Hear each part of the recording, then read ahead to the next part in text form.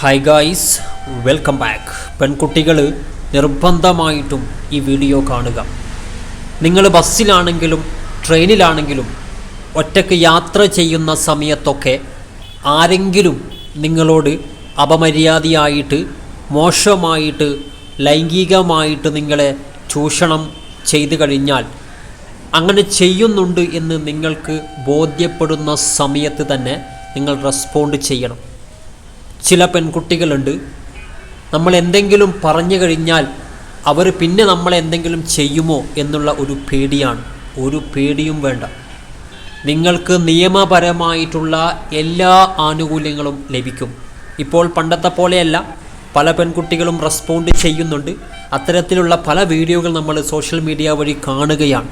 അത്തരത്തിൽ ഒരു പെൺകുട്ടി, നിങ്ങൾ നോക്കുക, ഒരു പെൺകുട്ടി ബസ്സിൽ യാത്ര ചെയ്തുകൊണ്ടിരിക്കുന്ന സമയത്ത് തൊട്ടടുത്തിരുന്ന ഒരു യുവാവ്, അതും പ്രായമായിട്ടുള്ള ഒരു വ്യക്തി, ആ പെൺകുട്ടിയോട് ലൈംഗികമായിട്ട് സംസാരിക്കുകയും ചൂഷണം ചെയ്യുകയും ചെയ്യുകയാണ്. പക്ഷേ പെൺകുട്ടി കൊടുത്ത മറുപടി ഒരു രക്ഷയില്ല കേട്ടോ. നമുക്ക് വീഡിയോ കാണാം. എല്ലാവരും ലൈക്ക് ചെയ്തിട്ട് കാണാൻ ശ്രമിക്കുക. മാക്സിമം ഈ വീഡിയോ നിങ്ങൾ ഷെയർ ചെയ്ത് കൊടുക്കുക. അതായത് ബസ്സിലാണ് അവർ യാത്ര പോകുന്നത്. പകൽ സമയമാണ്. നിങ്ങൾ നോക്കുക, പകൽ സമയത്ത് ഇത്രയും ആളുകളെ പൊട്ടന്മാരാക്കിയിട്ട് കർട്ടനൊക്കെ ഇട്ട് തൊട്ടടുത്തിരിക്കുന്ന പെൺകുട്ടിയോട് ലൈംഗികമായിട്ട് സംസാരിക്കുകയാണ്. മോശമായിട്ട് ഫ്ലേർട്ടായിട്ടൊക്കെ സംസാരിക്കൂലേ, അതുപോലെ സംസാരിക്കുന്നു. ആദ്യമൊക്കെ സംസാരം മാത്രമായി ക്ഷമിച്ചു നിന്നു. പക്ഷേ പിന്നീട് ആ കുട്ടിയെ ഫിസിക്കലി തന്നെ ഡിസ്റ്റർബ് ചെയ്യാൻ തുടങ്ങി. പെൺകുട്ടിയുടെ തുടയിലും കൈകളിലൊക്കെ പിടിക്കാൻ വേണ്ടിയിട്ട് തുടങ്ങി. ആ സമയത്ത് നിങ്ങൾ നോക്കുക, ആ സമയത്ത് ആ പെൺകുട്ടി എന്താ ചെയ്തെന്നറിയോ? ധൈര്യമായിട്ട്, ഒട്ടും പേടിയില്ലാതെ, ഒട്ടും പതറാതെ ആ പെൺകുട്ടി പോയിട്ട് ഡ്രൈവറോടും കണ്ടക്ടറോടും പോയിട്ട് കാര്യം ബോധിപ്പിച്ചു. തെളിവിന് വേണ്ടിയിട്ട് വീഡിയോയും കുട്ടി റെക്കോർഡ് ചെയ്ത് വെച്ചു.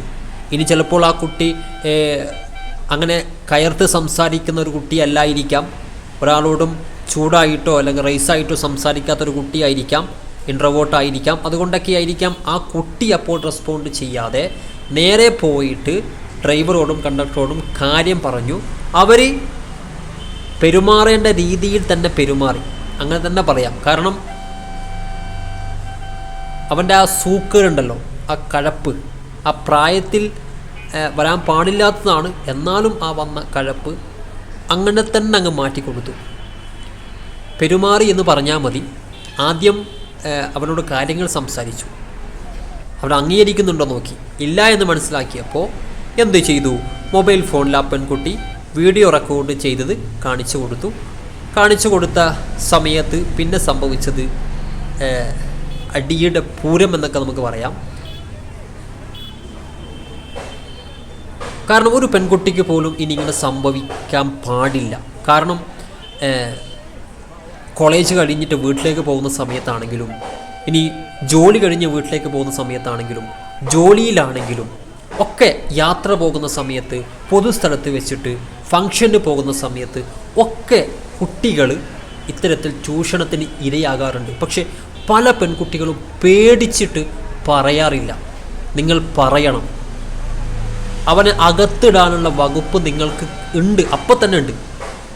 അതുകൊണ്ട് തന്നെ പേടിച്ച് നിൽക്കരുത്, റെസ്പോണ്ട് ചെയ്യും. നിങ്ങളുടെ അഭിപ്രായം കമൻ്റായിട്ടൊന്ന് രേഖപ്പെടുത്തുക.